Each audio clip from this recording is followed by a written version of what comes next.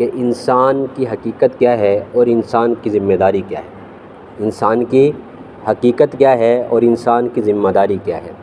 اللہ رب العزت قرآن پاک میں فرما رہے ہیں فَلْيَنْظُرِ الْإِنسَانُ مِمَّ خُلِقَ، بس اے انسان اپنی تخلیق کی طرف دیکھ، اے انسان اپنی طرف توجہ کر، اپنے پیدا ہونے کی طرف دیکھ۔ فَلْيَنْظُرِ الْإِنسَانُ مِمَّ خُلِقَ خُلِقَ مِن مَّاءٍ دَافِقٍ یخرج من بین الصلب والترائب۔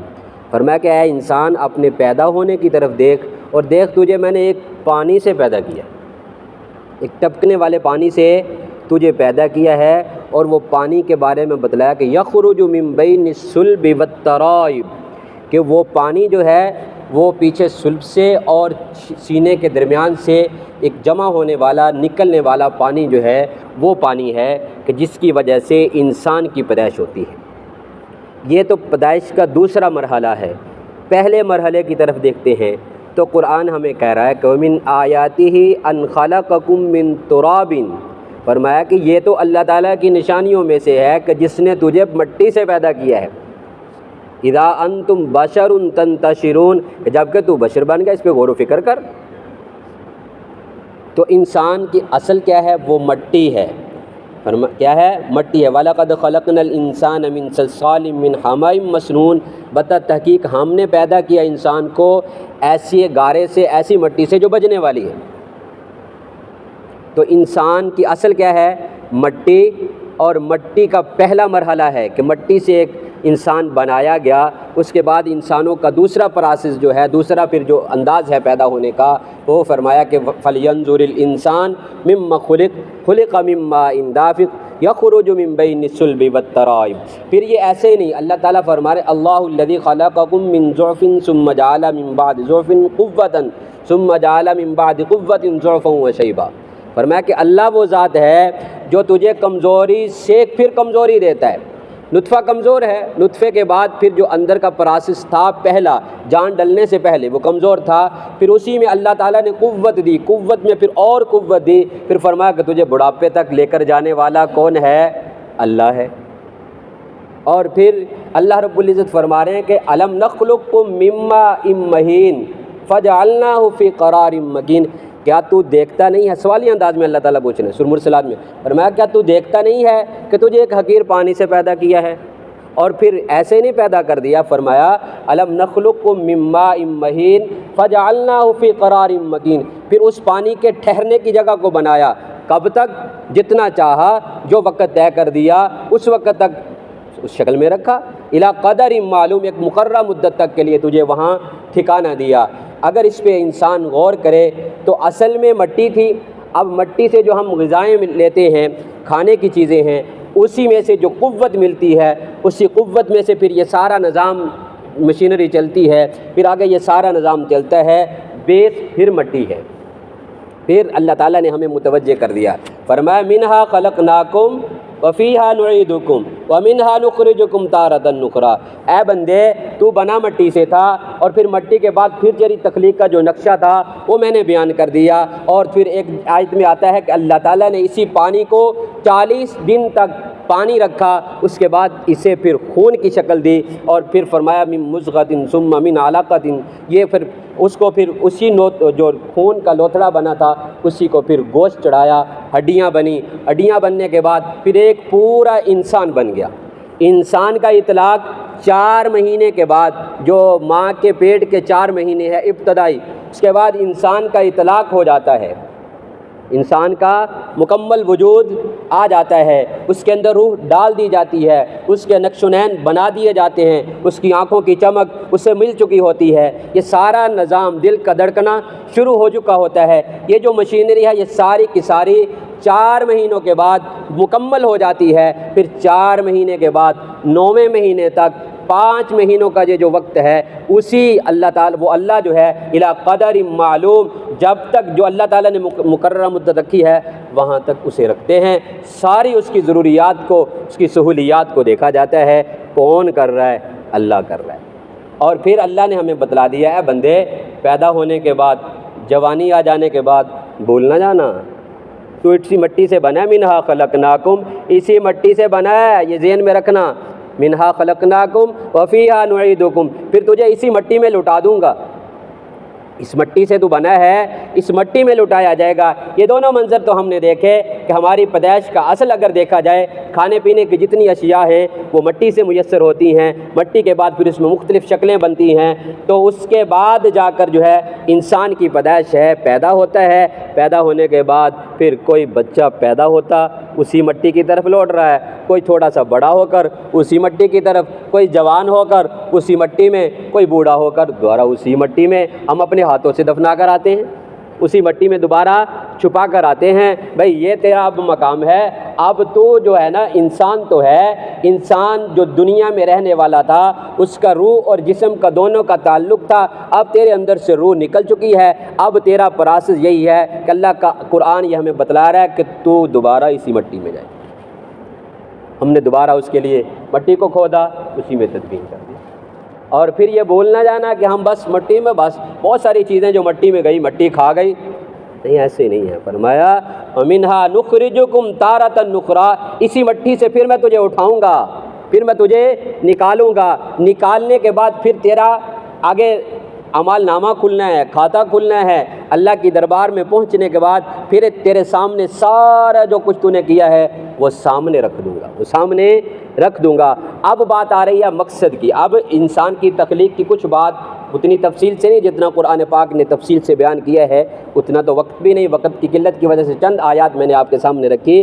اب ہم کرتے ہیں کہ انسان پیدا تو ہوا، پھر اللہ تعالیٰ نے اس کے پیدا کرنے پر قسمیں اٹھا دی، فرمایا کہ والتین والزیتون وطور سینین وہذا البلد الامین لقد خلقنا الانسان فی احسن تقویم، ساری تخلیقات میں صرف انسان کی قسمیں اٹھا کر کہا تجھے خوبصورت بنایا، تجھے سب سے اچھا بنایا، اور پھر ایسے ہی نہیں ہے، سب سے اچھا ہی نہیں، جتنی اللہ تعالیٰ کی مخلوقات ہیں ساری کی ساری انسان کی خدمت میں، انسان کے تابع زندگی گزار رہی۔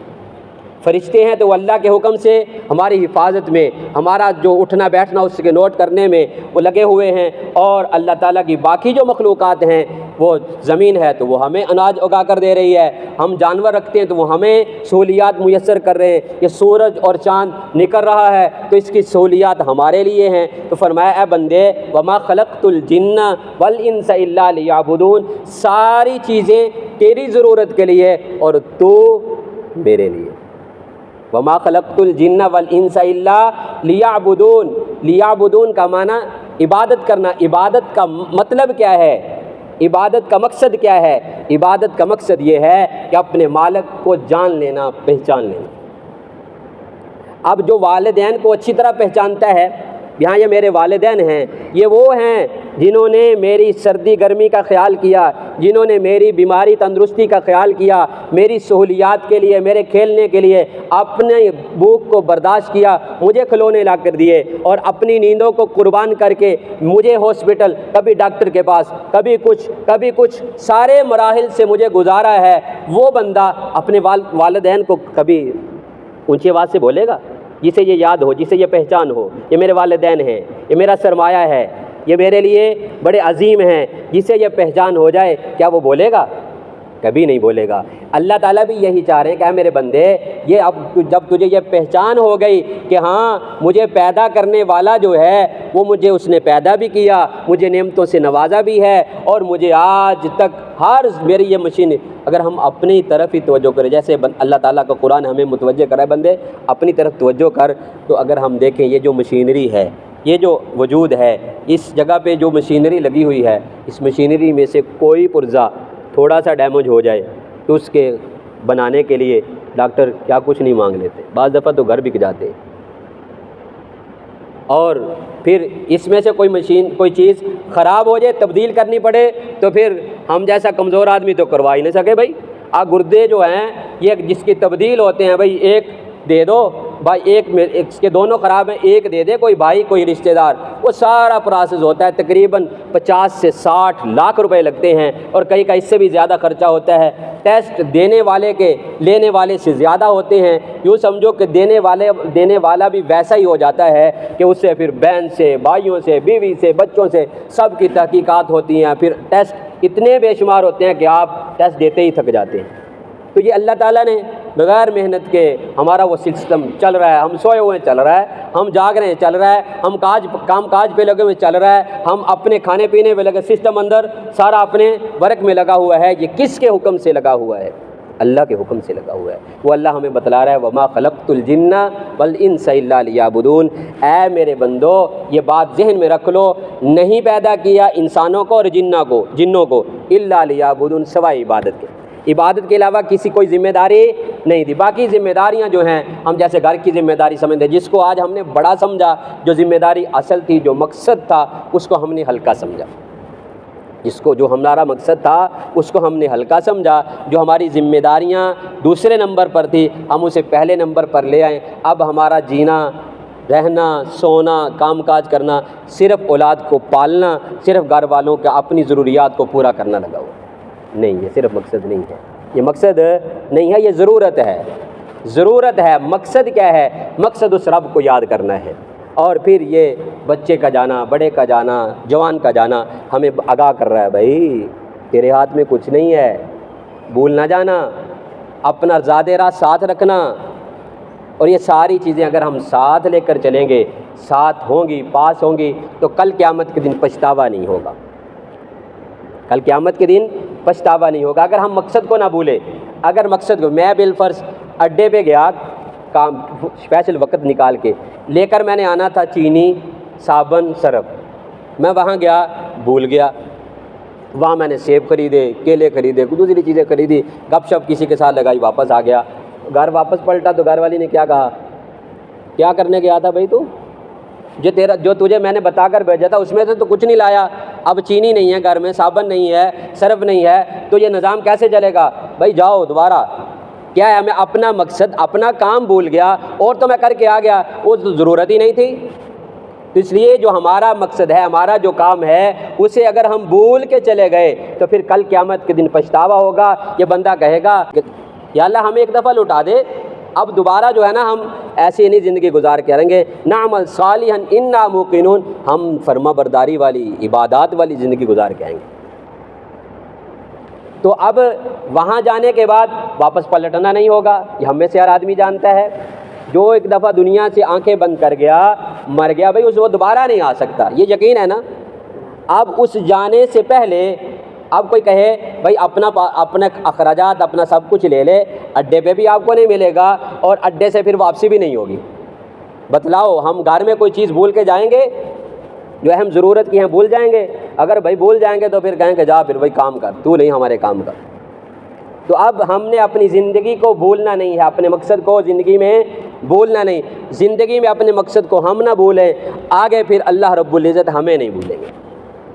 اگر ہم نے زندگی میں اپنے مقصد کو بھلا دیا تو کل قیامت کے دن قرآن پاک کی آیت کا مفہوم ہے کہ اللہ تعالیٰ اپنے بندوں کو جو دنیا میں اپنے رب کے ذکر کو، اپنے رب کو بھول چکے ہیں، کل قیامت کے دن وہ بھلا دیے جائیں گے۔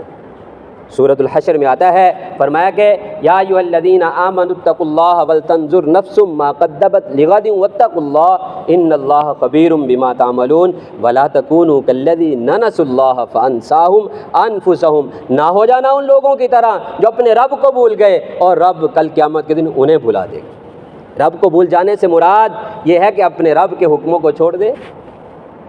فرمایا کہ یہ محاسبہ کرتا رہے، وَلْتَنْظُرْ نَفْسٌ مَا قَدَّمَتْ لِغَدٍ، کہ کل کے لیے میں نے کیا تیار کیا ہے، کل قیامت کے دن اپنے رب کے سامنے پیش ہونے کے لیے میں نے کیا تیار کیا ہے۔ تو یہ ہمارا مقصد کیا ہے اور ہماری حقیقت کیا ہے، اگر ہمیں یہ بات سمجھ آ جائے تو یقینی بات ہے ہم اپنے مقصد پہ آ جائیں۔ اور پھر یہ چھوٹے بچے جو دنیا سے جاتے ہیں، پیارے نبی صلی اللہ علیہ وسلم نے فرمایا کل مولود یولد علی الفطرہ، کہ ہر بچہ جو پیدا ہونے والا ہے وہ فطرت پر ہوتا ہے۔ فطرت سے مراد کیا ہے؟ فطرت سے مراد اسلام ہے، فطرت سے مراد اسلام ہے۔ پیارے نبی صلی اللہ علیہ وسلم معراج فرماتے ہیں، معراج کے سفر میں دکھایا جاتا ہے کہ حضرت ابراہیم علیہ السلام تشریف فرما ہیں، ان کے ساتھ بچے بیٹھے ہوئے ہیں، پڑھ رہے ہیں، کچھ بچے ہیں یعنی کہ کھیل رہے ہیں، یعنی کہ یہ اوپر کی بات ہے، یہ رات کے سفر کی بات، اوپر کی بات ہے۔ تو فرمایا کہ بچے کھیل رہے ہیں۔ صحابہ نے پوچھا یا رسول اللہ علیہ وسلم یہ بچے کون تھے؟ فرمایا اولاد المشرکین، یہ مشرکین کی اولاد تھی، یعنی کہ کافر کے بچے جو چھوٹی عمر میں، یعنی کہ بلوغت سے پہلے جو بچے جاتے ہیں، جو بچے ابھی نہ سمجھی کی زندگی گزار رہے ہوتے ہیں، وہ جو جاتے ہیں وہ جنت میں جائیں گے، وہ جنت میں جائیں گے، اور مسلمانوں کا جو بچہ ہے وہ تو بطریق اولا جائے گا، ٹھیک ہے، مسلمانوں کا جو بچہ ہے وہ بطریق اولا جنت میں جائے گا، اور مسلمان کا بچہ تو اپنے والدین کے لیے ذخیرہ آخرت ہے، کل قیامت کے دن جنت میں جانے کا ذریعہ بنے گا۔ دوسرا یہ ہے کہ جو چھوٹے بچے، یہ سب کچھ اللہ کے ہاتھ میں ہے، صبر رکھنا یہ ایمان والے کا شیوا ہے، جو آزمائش آ جائے اس پہ صبر کرے، یا اللہ تیری طرف سے ہے، یا اللہ اس کی زندگی اتنی تھی، بس تیرے ہاتھ میں ہے زندگی اور موت، تو نے پیدا کیا، زندگی بھی تیرے ہاتھ میں، الذی خلق الموت والحیات لیبلوکم ایکم احسن عملا، موت اور زندگی یا اللہ تو نے بنائی ہے، میرے ہاتھ میں تو کچھ نہیں، تو نے دیا تھا لے لیا۔ یہ بات صبر کی بات تو ہم آسانی سے کہہ لیتے ہیں، چھوٹا سا واقعہ، بات ختم۔ صحابیہ ہے، گھر والا کام کے لیے گیا ہوا ہے، گھر والے صحابی جو ہیں وہ کام کے لیے نکلے ہوئے ہیں، رمضان کا مہینہ ہے یا ویسے صحابی نے روزہ رکھا ہوا ہے، اور بچہ چھوٹا ہے، کم سن بچہ ہے، وہ فوت ہو گیا۔ گھر والی نے اسے غسل دیا، جو گھر میں کپڑا میسر تھا کفن دیا، اور اسی طرح جیسے بچے کو لٹایا جاتا ہے سلایا جاتا ویسے لٹایا، اوپر کپڑا ڈال دیا، اور اپنے میاں کے لیے شام کی افطاری کا انتظام کیا۔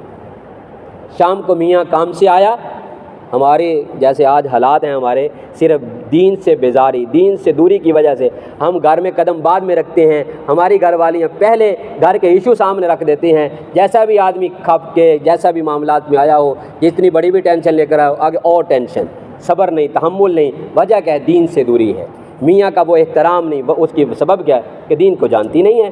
تو کیا ہوا، صحابیہ نے اس کے لیے افطاری انتظام کیا، اور صحابی کام کاج کر کے آیا، افطاری کی نماز کے لیے چلے گئے، نماز پڑھ کے آئے اور کھانا کھایا، کچھ تخیر ہو گئی ہے، جیسے بھی کھانا کھایا، رات کو بیوی نے نام تک نہیں لیا، ابھی تھکے ہوئے آئے ہیں، چلو کوئی بات نہیں۔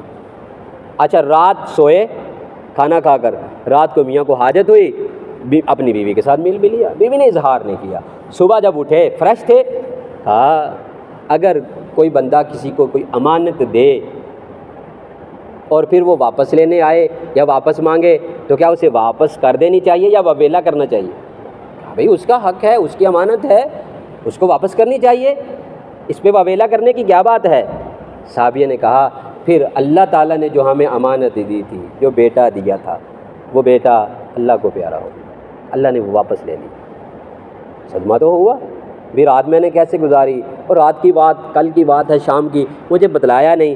پیارے نبی صلی اللہ علیہ وسلم کے پاس، پیارے نبی صلی اللہ علیہ وسلم اس صبر پر، اس طرح خدمت پر دعا دیتے ہیں، دعا کا ثمر یہ نکلتا ہے، وہ جو بچہ پیدا ہوا بہت بڑا اللہ والا بنا، اس کی نسل میں پھر حافظوں کی، قاریوں کی، اولیاء کی، یعنی کہ ایک پوری یعنی کہ خاندان بنا۔ تو اس لیے یہ صبر جو ہے یہ بہت بڑا ایمان والوں کے پاس سرمایہ ہے، اور صبر کا کبھی بھی کسی حال میں بھی دامن نہیں چھوڑنا چاہیے، نہ بیماری کے وقت، نہ مصیبت کے وقت، نہ تنگ دستی کے وقت۔ تنگ دستی آئی ہے تو کوئی بات نہیں، زندگی کے پیچھے دیکھیں، اپنے بزرگوں کے حالات کو دیکھیں، جب یہ رقبے آباد نہیں تھے تو وہ پتے کھا کر بھی گزارا کرتے تھے۔ بھائی صبح کو مل گئی شام کو نہیں ملی تو کوئی بات نہیں، صبر کرو بھائی، شام کو ہانڈی نہیں بنی، بھائی کوئی بات نہیں، اکیلی روٹی کھا لیتے ہیں۔ تو کیا تھا؟ وہ صبر تھا، اور اللہ کی نعمتوں کی ناشکری نہیں تھی۔ کیا کہتے تھے؟ بھائی جس کے گھر میں دانے ہیں نا، بس بھائی اس کے پاس سب کچھ ہے، آج دانے بھی ہے، سب کچھ ہے، پھر کہتا کچھ نہیں ہے۔ تو اس لیے ناشکری کبھی نہیں کرنی، اور شکر میں رہنا ہے، صبر کا دامن کبھی نہیں چھوڑنا۔ اللہ آپ کو ہمیں نوازتا رہے گا، اللہ تعالی ہمیں اپنی اصلیت پہچان کر اپنے مقصد پہ آنے والا بنائے، اور اللہ تعالی ہماری نسلوں کی حفاظت بھی فرمائے، انہیں دین سیکھنے والا، دین پر عمل کرنے والا بنائے، علماء صلحاء سے محبت کرنے والا بنائے۔ ربیع الاول کا مہینہ ہے، پیارے نبی صلی اللہ علیہ وسلم کی باتیں سن کر، پیارے نبی صلی اللہ علیہ وسلم کی سیرت کو سن کر اللہ تعالی ہمیں پیارے نبی صلی اللہ علیہ وسلم کی سیرت پہ آنے والا بنائے۔ وآخر دعوانا الحمدللہ۔